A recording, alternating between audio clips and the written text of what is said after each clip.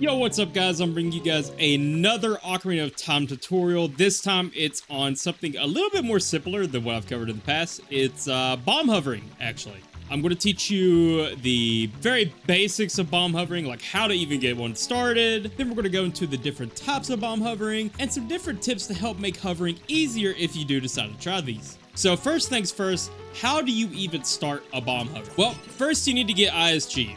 If you don't know how to get ISG, you could come over to a sign, a person, anything that you can interact with by pressing A. And you want to crouch stab in front of this object. And at the end of the crouch stab animation, like right when Link has pulled his sword fully away, that was late. You want to interrupt it by pressing A. That was like a frame late. There we go. You'll know you have it because you'll have this little sword trail here. But I'm sure you guys have seen ISG a million times before. You can do this with other things besides just signs as well though. So if you have bombs, which you're going to need for hovering in most circumstances anyways, you can pull out a bomb, place it on the ground, and you can do the same thing with it. And as you can see here, if I backflip and pull my sword, I still have ISG. Okay, now that we actually have ISG, how do we actually start a bomb hover? If you've ever tried this before, you've probably tried this off the ground here, and notice that Link kind of just snaps back to the floor if you're not high enough. Let me try to demonstrate here with this. Yeah, Link just snaps back to the floor. So how do we actually get off the ground in this circumstance? When you're in that state where you're barely hovering off the ground, but it's about to snap you back, there's actually like a frame or two where you can backflip again. A popular trick that a lot of speedrunners, randomizer players, and so on like to use is they will come up to a wall, they'll shield drop a bomb, side hop, and immediately shield drop another, and then align Link in the center, like so. And then if you backflip into these bombs, now you're high enough off the ground that you won't actually snap back to the floor and you're actually hovering. You could still use this in some pretty useful spots, like for randomizers. Ganon's Tower might be a pretty important one if you have pots randomized. You can do that same thing here. Boom, boom, and then let's backflip into these. And then if you backflip one more time, now you're Ganon's Tower. You could also do the same thing at certain boss stores to set up boss key skips. Another popular spot to do this is in Water Temple, so that you could set up this ground clip here to bypass this boss door. And as you can see, we're actually through the wall here. You could also do this in Spirit Temple. It works the exact same way. If you don't care to do longer staircase hovers, there's actually quite a few spots where this ends up being pretty useful. One such place is right here in Dodongo's Cavern. This alcove sculptula is usually the bane of many randomizer players because you either need hookshot or boomerang to reach it normally. But if you want to do a staircase hover, this isn't a bad place for it. Because, as you can see here, the camera usually stays right behind Link and you can't see what the hell you're doing. But in most dungeons, the camera will clip outside of the wall, allowing you to actually see what the hell you're actually doing. Now, an important thing to know is that if you try to do a staircase hover outside of a dungeon, you may not get the best possible cameras. As you can see here, this is pretty much useless. You can't see the bombs, so how are you going to know when to backflip? Well, there actually is a way. If I pull out a bomb, Link will begin a new animation where he starts to take deep breaths. We can actually use that to gauge when to time our backflips, even if our camera really sucks. So as you can see there, it exploded around the end of the second exhale. So we're going to use that to now perform the staircase hover, even though we have a really shitty camera. So again, I'm going to put out a bomb here, and we're going to count Link's inhales and exhales. And about halfway through his second exhale, we're going to backflip, and we should get hot off the bomb. So here we go. Inhale, exhale, inhale, exhale. Do it again. Inhale, exhale, inhale, exhale. Boom. Reset our camera again. Inhale, exhale, inhale, exhale. One more time. And now we should just be able to backflip into these. The most common ways you're going to be initiating a hover anyways is from an already elevated ledge like here. That way you don't need to do a 2-bomb hover, you can just go ahead and start hovering like so. Now, an important thing to note if you're going to initiate a hover from an already elevated surface like here, you need a way to shorten your backflip. And the reason this is important is that the way explosions work in Ocarina of Time is that the hitbox expands rather than just being instant and static like in Majora's Mask. So if I backflip and I shield drop a Chu, I outrun the explosion and it doesn't actually interact with my shield. Now, the easiest way to achieve this is to just equip hover boots, since by default, it shortens your backflip if you're at a complete standstill. And as you can see, the Chu instantly reaches me in time. But you're not limited to just Chus. You can also use the hook shot. And you can also use the bow or the slingshot as well. You can also do this even if you don't have the bow, and let's say you just have one of the 3 magic arrows as well. Since all you need is the shooting animation, which shortens your backflip. Now, hovering with a bow, slingshot, hookshot, whatever you use, is not as easy as I just demoed there. It's actually fairly precise. So ideally, you're going to want to pause buffer it. So what you want to do is you want to pull out your bow, slingshot, whatever you decide to use. You should already be in a third-person aiming state since you're hovering. And then you want to hold down on your analog stick while you're still holding the C button. And then you want to backflip and release the C button and pause all very quickly. And with slingshot and bow, you're looking for the ammunition to actually be fired. So this is the second frame of the arrow being fired. This frame should work. So we're going to unpause and we're going to hold the C button for Chu and shield during the unpause lag. And there you go. Now you just repeat that over and over until you hover to where you want to be. And like I said, this works with slingshot, which also means you could do this as child. With hookshot, it's a little more complicated since the hookshot doesn't actually fire while you're backflipping. So you just want to kind of release Z and then maybe pause buffer an extra frame until maybe you see like Link's face here. Try to find a visual cue that works for you and do the same steps. The most common way you're going to actually go through longer hovers is using hover boots, and there's actually 2 different types of Chu hovers that you should be aware of. I just did them right there. You probably couldn't really tell the difference, but there is in fact a difference. The first one I did was a distance Chu hover, and the way you do that is you backflip first, then you press Chu and shield at the same time. And the second way is to gain more height, where you press Chu first, then you press backflip and shield at the same time.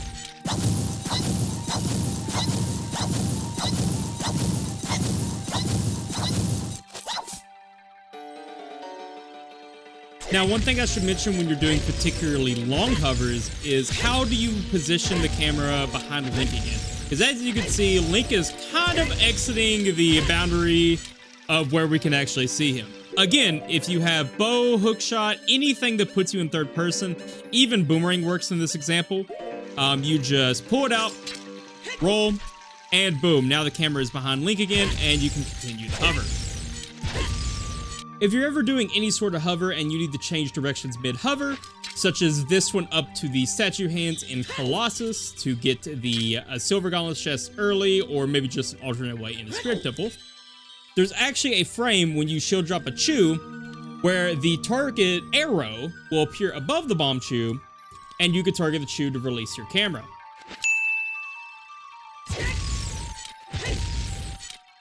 Like there. And this is what it looks like whenever you free it up, the black bars disappear.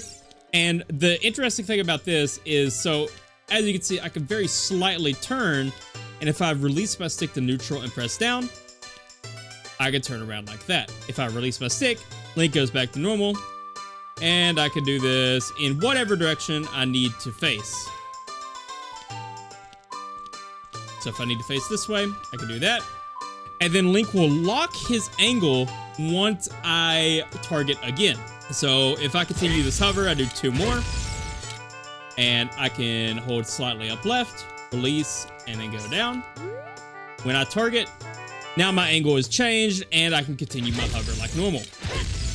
The main problem with Chus hovering is that they like to run along whatever surface they can attach to.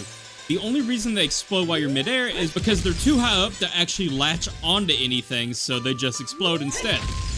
What this means for hovering is that you can't do it near any sort of walls.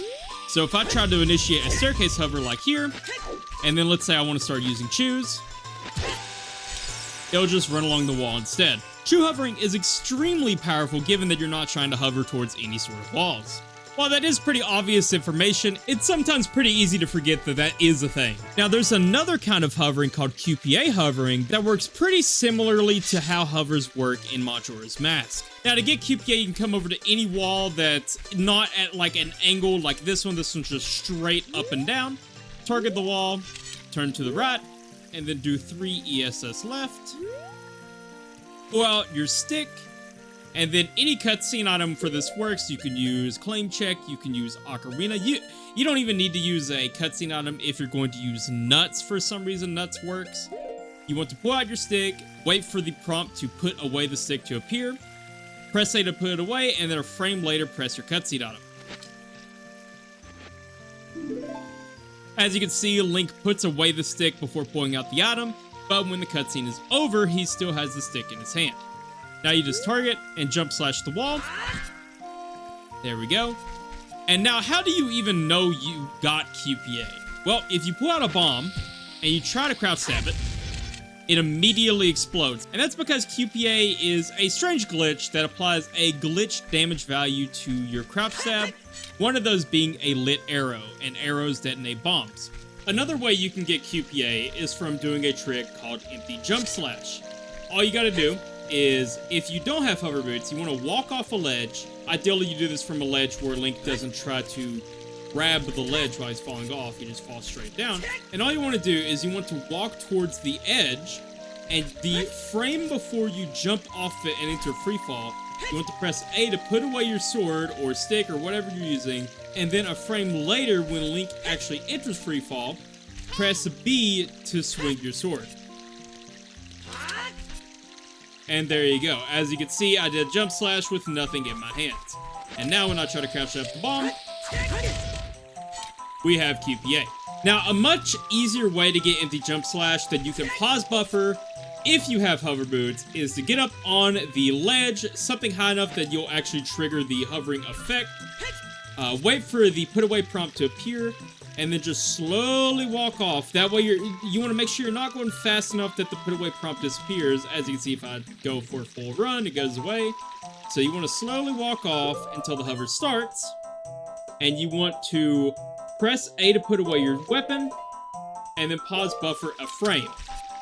Now you're not going to be able to see if you actually did press A on the correct frame here. Just going to have to go with your gut. Like, this was a frame late, you can actually see the animation start. Now if we do it just right, and I press A and then a frame later pause, I go to my equipment screen, equip Kikiri boots, and then during the unpause I press B. Boom, we get empty jump slash, and we have QPA. Because QPA instantly detonates bombs, you're not going to be able to get ISG off of bombs, which is fine, because you can always come over and grab them off of signs, from NPCs, etc., or even Navi. There we go. And as you can see, I got ISG, and if I drop a bomb, boom, it explodes just like that. Let's say you're in a dungeon or something, however, and you don't have an easy way to get ISG, you could still get it off of Chus despite having QPA. What you want to do is you want to be preferably on flat ground here. You want to run in a straight line, pull out a Chus while you're running, and then you want to shield drop it, and then crouch stab the Bombchu twice, and on the second crouch stab, you just want to start mashing C up. And as you can see, I have ISG now. So because QPA instantly detonates any bombs that comes into contact with our sword, we can actually use this to do some pretty easy hovers that cover a lot of distance. Now, it is a little bit jank. As you can see there, I backflip, dropped a bomb, and it didn't explode. Well, there's actually a few frames where QPA will not explode your bomb that I'll show you here. This frame right here, I'll throw up on screen, where Link is pretty much looking directly into your soul here. So this is the first frame right here that doesn't work. It's pretty late into the backflip animation. So really, the faster you do this trick, the better if you're trying to do it unbuffered. If you try to shield drop a bomb on this frame, it will simply just fall to the floor like nothing happened. The second frame that doesn't work is actually 2 frames after this one. This frame here where you're able to look up Link's skirt. From this frame onwards, if you try to shield drop a bomb, it's just not going to work at all. It's just going to fall straight to the ground. So all in all, you have about 4 frames to work with one of the frames being in between 2 duds. So really, if you're trying to do this unbuffered, this is a 3-frame trick. The faster you do it, the better. The one thing the QPA hovering really excels at is covering a lot of distance really fast. As you can see here, I'm covering this entire gap over Lake Helia over to the Fire Arrows Island, and we make it in no time at all. The main problem with QPA hovering is that it requires the use of bombs themselves rather than Chus, which you may not have a lot of, and it's actually not the best option for covering distance, which we'll get into later. And they really suck if you need to get hot over distance. But if you can get QPA really fast and you just want to cover a lot of distance really quick, go ahead and use QPA hovers. As child, QPA hover is even less relevant since not only can you not get ISG off of Chus the same way Adult Link can, mostly because of the Kokiri Sword's shorter range, but you actually have even less frames to work with while QPA hovering as child. So if you try to use those same exact visual cues for QPA hovering as adult, so like this frame normally works as adult, you instead just blow up and now you're falling and you lost ISG. If you plan to QPA hover as child rather than adult, it's important to go as late as possible instead of adult, which you want to go as early as possible, as the only 2 frames you have to work with are this frame here, which normally doesn't work on adult Link. This frame works as child, and the frame after it as well. Those are only 2 frames you had to work with, making this much more difficult to do unbuffered, so you're probably going to want to pause buffer these instead. Next up, we have Sideflip Hovering, and this is probably, without hover boots, the easiest way to hover. So all you need for this is you need a way to get ISG, Chus, and that's it. So let's say I want to hover to this sign right in front of me. We're going to walk up to this ledge, that way, you know, we're kind of hovering off it already. And we're going to ESS turn to the right or left until we're facing 90 degrees right or left from where we want to be. So now, as you can see, I'm kind of shuffling my feet in place. That's because I'm holding ESS, which is just right outside of your stick's dead zone. We're going to pause. If you're doing an ESS right turn here, you want to hold down right. If you're doing ESS left, hold down left. But here we're going to hold down right since we want to go to the left. And you want to pause buffer a single frame. As you can see, Link is now facing right. And we're just going to hold left and we're going to backflip and shield drop a Chu. From here, you can just ESS down roll right here. Sometimes you ESS down roll to the right or left. Here we got to the left. So in this case, we're going to have to do slightly down right ESS. That way we can actually roll to the right here. And then we're going to roll. And on this frame here, let me throw it up on screen for you. We're going to hold down, slightly down left. And we're going to backflip and shield drop a Chu. If you get good enough at this, you don't even need to pause buffer it. You can just rinse and repeat this until you get to where you want to go. And the great thing about Sideflip hovers is that they're amazing at distance. As you can see, we did like, what, 4 hovers, and we're already about like halfway to the sign here. Yeah, it looks to be just a little shy of halfway. A great place you could do this at is in Water Temple here. Let's say you don't have long shot, you don't have hover boots, hammer, any way to easily cross this gap here. All you have is Chus, a sword, and a shield. You can come over here to this ledge, and we're going to do the same thing. We're just going to ESS right, and we're going to shuffle our feet and target. We're going to hold down right. There we go. And we're just going to do this again until we're across.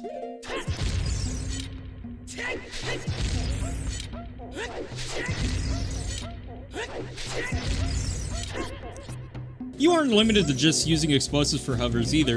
In Jabu, you can actually lure this Biri over to this corner here, get it to go up, and then you can continuously backflip into it and Biri hover to the top of this room, bypassing Big Octo and most of the dungeon. This is particularly useful if you have Hot Sanity on, and it's also useful for some of the more niche Bingo Square objectives, such as defeating all 6 Octo Rocks in Jabu Jabu's belly.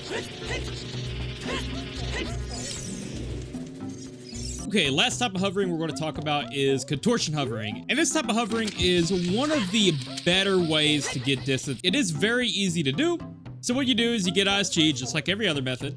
You get onto, like, over to where you want to hover to. So, like, I want to hover to that piece of land outside Ganon's castle right there. I want to land over there. So I turn my back to it. And you want to pull out your hook shot, your bow, your magic arrow, or your slingshot. And you want to hold target, go into third person. And you can see, like, while I'm holding down here, my camera's panning up. We're going to wait for the camera to stop panning. We're going to backflip now and immediately shield drop a Chus. And there we go. And now we just do this over and over. And then eventually we get over to Ganon's castle. And this actually covers some pretty good distance. But as you can see, this isn't exactly the fastest hover of all time, right? Like, this isn't what I would call particularly fast. Like, even if you have to pause buffer your hovers, pause buffering them is faster than this. But if you have a low Chu count, this is fine, I guess. Another downside is, of course, as you can see, we gain, like, no height from this. Like, where we started was right over there, and there's, like, barely any height difference. Also, are we close enough now? There we go. Yeah. So yeah, it does cover a decent amount of distance, but again, very slow, and you're better off just doing any other type of hover, to be honest, given that you have Chus to spare.